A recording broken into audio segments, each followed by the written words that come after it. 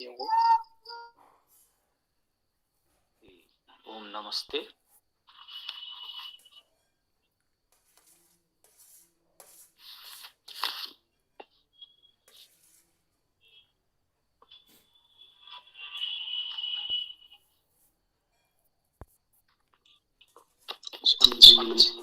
सभी को जी। ओम खम ब्रह्म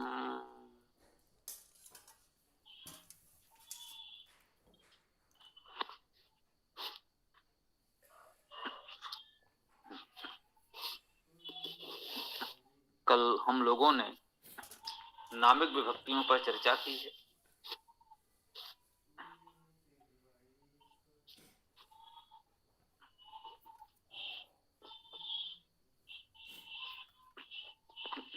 जैसा कि हम जानते हैं कि वाक्य में पद प्रयोग होते हैं, शब्द या प्रातिपदिक नहीं।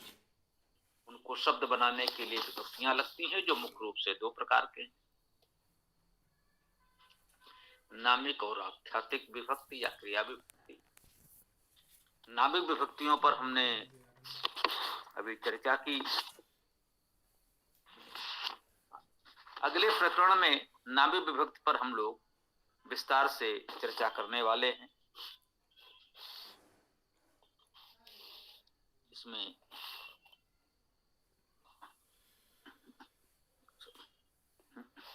कल 7 विभक्तियों, संबोधन आदि पर हम लोगों ने चर्चा की थी। एक उदाहरण वाक्य इसमें दिया हुआ है, हे देव, हरि ने पुष्प को हाथ से मित्र के लिए वृक्ष से राम के बाग में चुना। यह एक वाक्य है। इसमें संबोधन सहित सभी विभक्तियां हैं। हे देव संबोधन में हरि पुष्पम हस्तेन, इसे हस्त द्वारा भी कह सकते हैं। मित्रार्थम, मित्र कृते, मित्र के लिए, इस प्रकार भी कह सकते हैं। मित्राय भी कह सकते थे। वृक्षतः, वृक्ष से, इसे वृक्षात भी कह सकते थे। रामस्य, राम का षष्ठी। उद्याने, कुछ में बताया है रामस्य उद्यानत्र कह सकते हैं। संधि करने तो रामोद्याने, ये भी ठीक है। तो रामोद्यानत्र भी उसी प्रकार हो जाएगा। राम वाटिकात्र भी हो सकता है। चिनोतिस्म, चुना, चुनता है कहेंगे तो चिनोती, चुना या चुनता था, चिनोतिस्म, इसमें लगाने से भूतकाल की क्रिया हो जाती है। ये भी एक सरल प्रयोग है वर्तमान काल को भूतकाल बनाने के लिए। सरल संस्कृत व्याकरण पुस्तक की रचना इस भाव से की गई थी, इस सहजता से संस्कृत का प्रयोग हम लिखने बोलने में कर सकें, तो एक भय दूर हो कि संस्कृत का प्रयोग करना बहुत कठिन है, और धीरे धीरे सरल रूपों से अन्य साहित्यिक रूपों की ओर बढ़ेंगे। ये स्वाभाविक है। इस एक वाक्य में भी बहुत कुछ हम लोगों ने कहने समझने का प्रयास किया।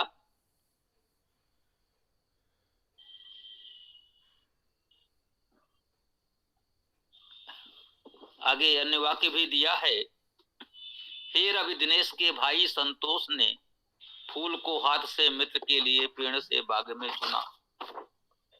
उसी प्रकार से सभी विभक्तियां इसमें भी आई हैं।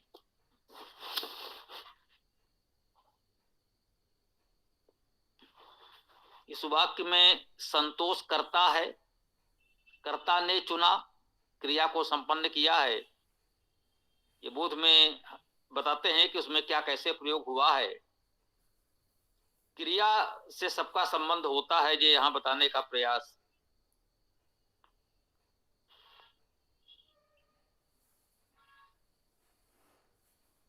किया जा रहा है।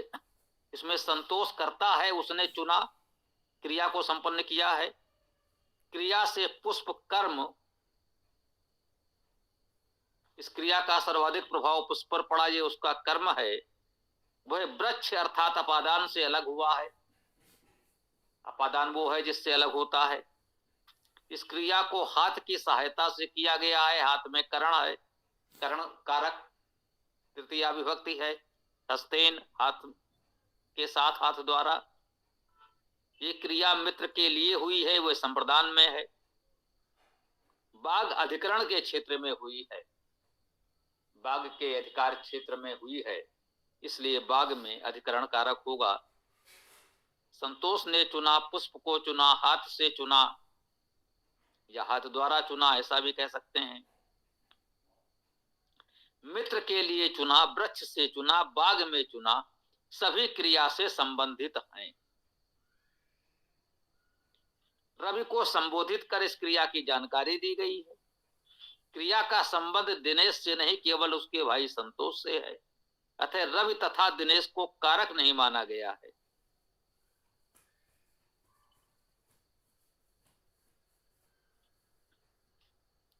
हमने निवेदन किया था, यह केवल एक तकनीकी जानकारी, तकनीकी बात है। रवि और दिनेश को कारक नहीं माना गया है।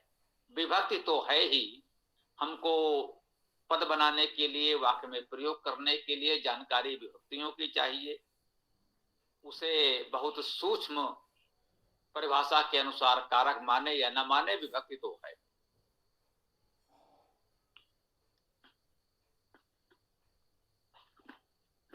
आगे इसमें दिया है नामिक परिचय। एक दृष्टि में कर्ता क्रिया का संपादन करने वाले को कहते हैं। कर्म पर क्रिया का फल घटित होता है। करण की सहायता से क्रिया होती है। संप्रदान के लिए क्रिया की जाती है। अपादान से क्रिया के कारण कुछ अलग होता है।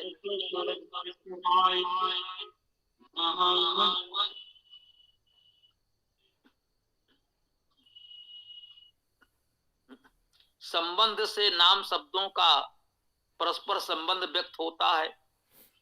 ये नाम शब्दों का परस्पर संबंध है, क्रिया से संबंध नहीं है। अधिकरण के अधिकार क्षेत्र के अंतर्गत क्रिया होती है और संबोधन को क्रिया के लिए कहा जाता है अथवा सूचना दी जाती है। ये सभी विभक्तियां एक दृष्टि में यहां पर इस रूप में बताई गई हैं। अष्टनामिक वाक्य में केवल कारकों का ही नाम देकर उसे स्पष्ट करने का प्रयास किया गया है। हे संबोधन, कर्ता ने कर्म को करण द्वारा संप्रदान के लिए अपादान से संबंध के अधिकरण में किया। किया तो क्रिया हो गई, से सभी विभक्तियां इसमें हैं। अर्थात कारक के नाम दिए हैं कर्ता ने कर्ता का चिन्ह हो गया। ये भी स्पष्ट रूप से समझ सकते हैं, सबके साथ यही है। कर्ता ने, कर्ता का चिन्ह ने हो गया, कर्म को, कर्म का चिन्ह को हो गया। तो इस प्रकार से सरलता से आपको इसमें यह भी बताने का प्रयास किया गया है। आगे हमने व्यवहारिक प्रयोग कुछ बताने का प्रयास किया है।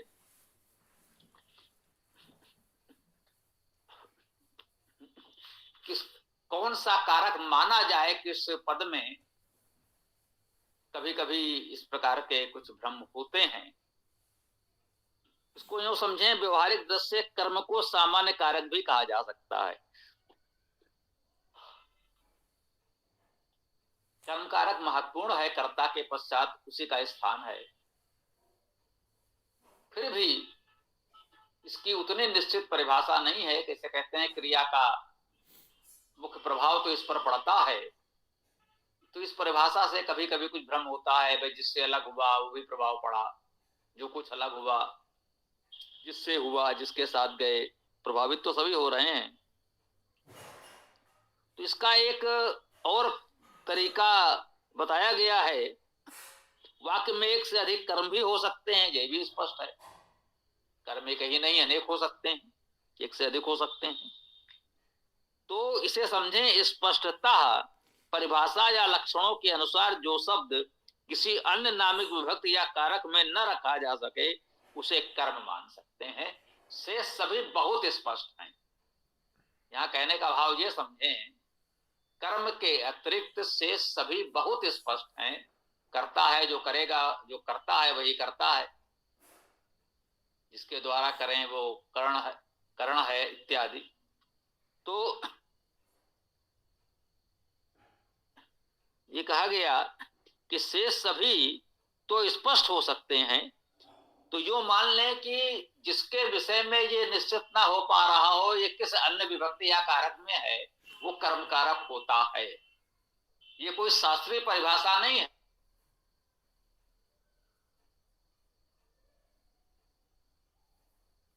अपने लिए नियम बना लेते हैं अपने समझने की सरलता के लिए। ये पुस्तक हमने इसी प्रकार तैयार की।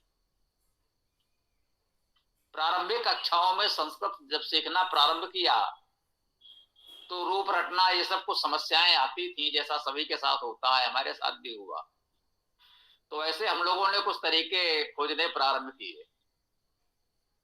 ये करते करते बिल्कुल एक ऐसी व्याकरण प्रणाली बन गई जो शास्त्रीय व्याकरण से सम्मत है, उसके अनुकूल है, उससे अलग भी नहीं कह सकते। जो शास्त्रीय व्याकरण है उससे बिल्कुल सम्मत है, शास्त्र सम्मत है कह सकते हैं, और समझने सीखने अपनाने में बहुत सरल है। तो इस प्रकार की हम लोगों की ये सरल संस्कृत व्याकरण तैयार हो गई। ये आपके समक्ष हम लोग प्रस्तुत कर रहे हैं। इसमें पुनः स्पष्ट किया गया है, क्रिया को करने वाला कर्ता, सहायता करने वाला करण, जिसके लिए किया जाए वह संप्रदान, जिससे कुछ अलग हो वह अपादान, नाम शब्दों का परस्पर संबंध हो तो संबंध, जिसके क्षेत्र में क्रिया हो वह अधिकरण, जिससे कुछ कहा या बताया जाए अर्थात संबोधित करें वह संबोधन, तथा शेष सभी कर्म होते हैं। जो इतने में नहीं आ पाया, बच गया, वो कर्म है। क्योंकि कर्म एक हो अनेक हो जैसे भी हो, तो एक प्रयास है, ये व्यवहारिक प्रयोग, इसे कोई शास्त्रीय नियम नहीं है जिस पर आप कोई प्रश्न विचार चिंतन करें। यदि आपके लिए उपयोगी है समझने में, प्रयोग करने में, तो अच्छी बात है, अन्यथा छोड़ दीजिए। इसके पश्चात अगला प्रकरण अध्याय नामिक विभक्तियों पर है। इसमें यह बताया जाएगा कि नामिक विभक्तियां कौन कौन सी हैं, उनका कैसे कैसे प्रयोग किया जाता है। तो नामिक विभक्ति के परिचय में कहा जा रहा है कि कर्ता कर्म करण संप्रदान अपादान संबंध अधिकरण संबोधन में लगने वाली सभी 8 विभक्तियों को नामिक विभक्ति कहते हैं। ये महत्वपूर्ण है। शब्दों का परस्पर तथा क्रिया से संबंध नामिक विभक्ति से स्पष्ट होता है। ये विभक्तियां तीनों वचनों में पृथक होती हैं। तीनों वचनों में एक वचन, द्विवचन, बहुवचन, अतः किसी शब्द का द्विवचन या बहुवचन बनाने की कोई आवश्यकता नहीं होती। यह भी महत्वपूर्ण बात है समझने की। यहां विभक्तियों के ही एक वचन, द्विवचन, बहुवचन होते हैं, शब्दों के नहीं होते। इस रूप में हो सकता है किसी ने आपको न बताया हो, न ध्यान गया हो। विभिन्न भाषाओं में हम शब्दों के बहुवचन बनाते हैं।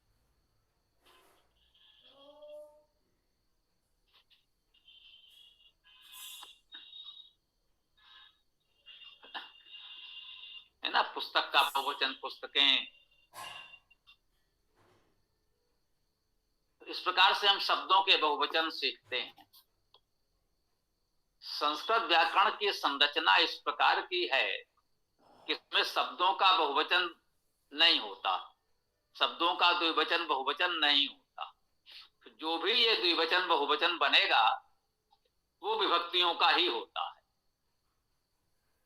इस प्रकार से विभक्तियों की संख्या तो बढ़ गई, परंतु प्रत्येक शब्द का अलग से बहुवचन सीखने की समस्या हट गई। अन्य भाषाओं में जितने शब्दों का आप प्रयोग करेंगे सभी शब्दों का अलग से बहुवचन सीखना पड़ेगा। इसका बहुवचन क्या होगा? बालिका का बहुवचन करेंगे तो बालिकाएं,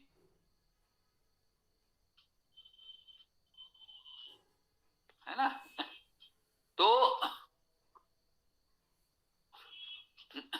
यहां क्या होगा, जो शब्द है आपका वो ज्यों का त्यों रहेगा तीनों वचनों में, सभी कारकों में। हाँ, तीनों वचनों में और सभी कारकों में विभक्तियां अलग अलग जुड़ेंगी। अब अलग अलग विभक्तियां यदि आप सीख लेते हैं तो फिर शब्दों का बहुवचन सीखने की कोई आवश्यकता ही नहीं रह जाती, क्योंकि विभक्तियों में बहुवचन द्विवचन आदि अपने आप है और वो आपको लगाना ही पड़ेगा, उसके बिना वाक्य में प्रयोग नहीं होगा। तो शब्दों का अलग से द्विवचन बहुवचन सीखने की समस्या तो समाप्त हुई। एक लाभ तो हुआ आपको इससे। अब रूप रचना कैसे होगी, रूप कैसे बनेंगे? कहते हैं शब्द रूप बनाने के लिए उनमें नामिक विभक्तियां जोड़ी जाती हैं। प्रत्येक विभक्ति में तीनों वचनों के अनुसार 3 प्रत्यय होते हैं, 3 विभक्तियां होती हैं, 3 विभक्ति प्रत्यय होते हैं, ऐसा कह लें। नाम शब्दों के साथ इन नामिक विभक्तियों को जोड़कर सभी रूप बना सकते हैं।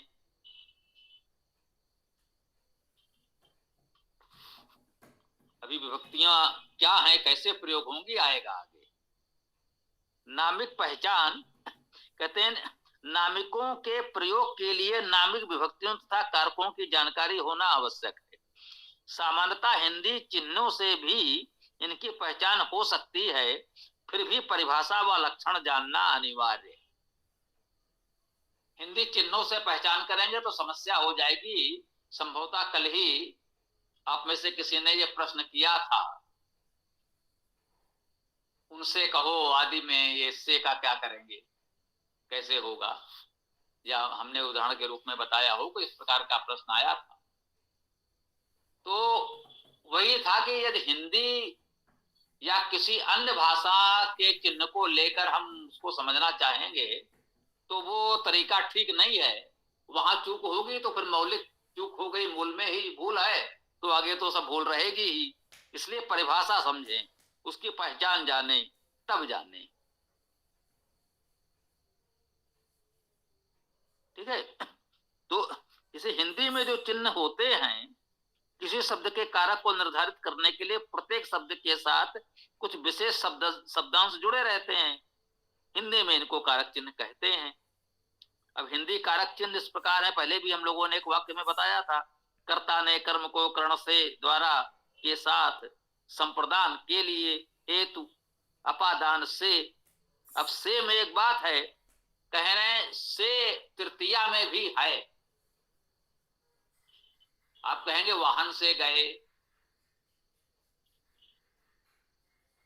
तो यहां पर से तृतीया में है, और पेड़ से गिरा यहां से अपादान में है, इसलिए तृतीया में द्वारा का प्रयोग करके समझाते हैं। द्वारा के स्थान पर से का प्रयोग हुआ है, ये आपको समझना पड़ेगा, तभी वो तृतीया समझ में आएगा। मुख्य बात यह है कि तृतीया में जो कर्ण कारक है वो साथ रहेगा और अपादान में अलग हो जाएगा। साथ रहने और अलग हो जाने का मुख्य अंतर है तृतीया और पंचमी में, कर्ण और अपादान में। संबंध में का पुल्लिंग एक वचन में, का स्त्रीलिंग में, की बहुवचन में, के अधिकरण में पर तथा संबोधन में संबोधन चिन्ह लगता है। संबोधन शब्दों से पूर्व हे रे अरे भो का प्रयोग भी हो सकता है, आवश्यक नहीं है, बहुधा नहीं भी होता है। संस्कृत नामिक विभक्ति प्रत्यय ये देखना है। परिचय में कहा गया है सभी नामिक विभक्तियों के तीनों वचनों में प्रत्यय प्राचीन व्याकरण में ही स्पष्ट है। पाणिनि सूत्र जो हमें उपलब्ध है उसी में बताए गए हैं। पाणिनि को अपने पहले के व्याकरणाचार्यों से मिले, वो परंपरागत रूप से चले आ रहे हैं, बिल्कुल ठीक है, उसमें कहीं कोई भ्रम नहीं होना चाहिए। उनको शब्दों के बाद जोड़ देने से शब्द रूप बन जाते हैं। शब्द के अंत में व्यंजन होने पर ये विभक्तियां यथावत जुड़ती हैं, यहां ध्यान देना है। यदि जो आपका मूल शब्द है वो व्यंजनांत है, अंत में व्यंजन है, अर्थात अंतिम व्यंजन के पश्चात कोई स्वर नहीं है, तो जो भी परंपरागत शास्त्रीय व्याकरण में एक बार विभक्ति बता दी गई है वो ज्यों का त्यों जुड़ जाएगी, उसमें कुछ नहीं करना है, बहुत सरल है।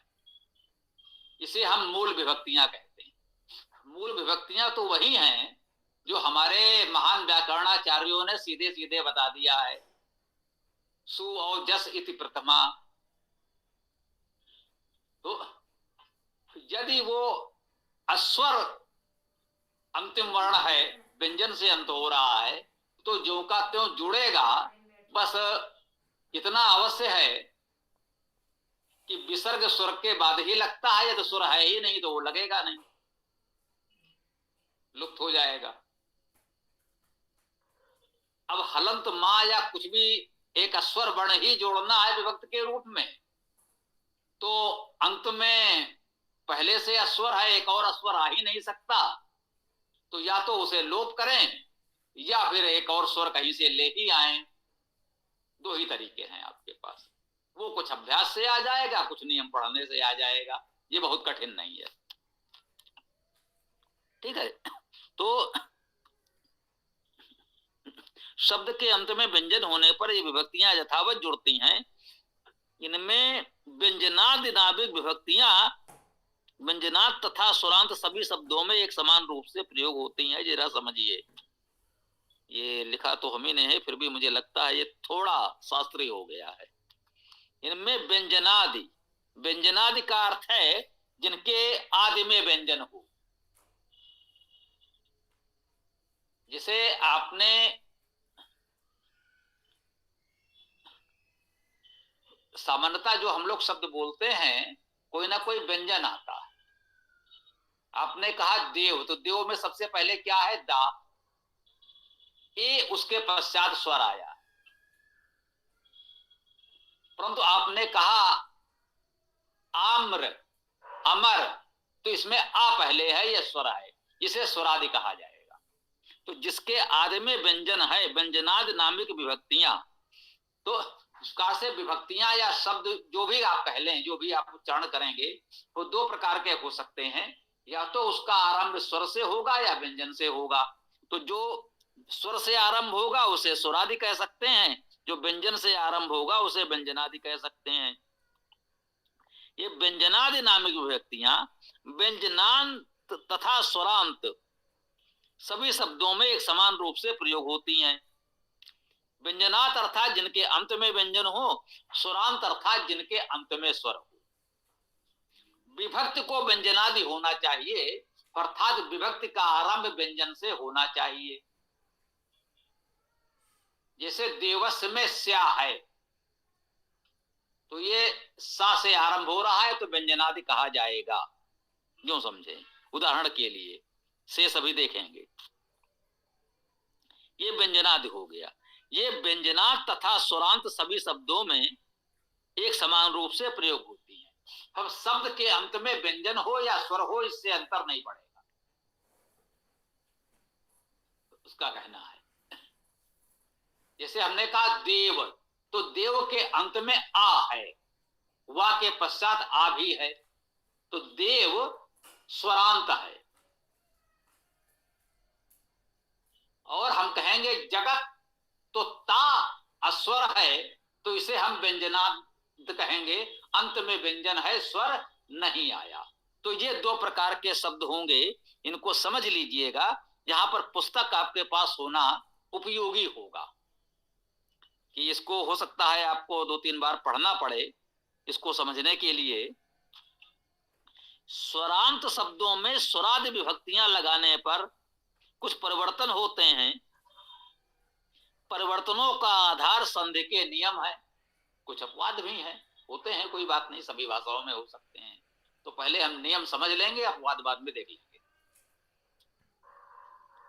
संधि के नियम, वही आ ई जुड़ेगा तो ए हो जाएगा, आ ऊ जुड़ेगा तो ओ हो जाएगा।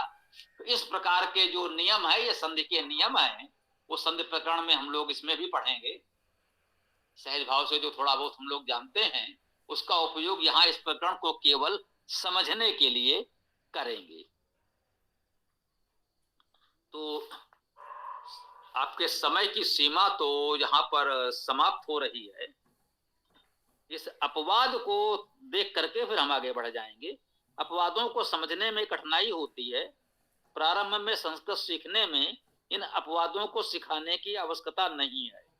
प्राचीन साहित्य में उनका प्रयोग हुआ है, अतः प्रचलन की दृष्टि से बाद में उन्हें भी सीख लेना उपयोगी है।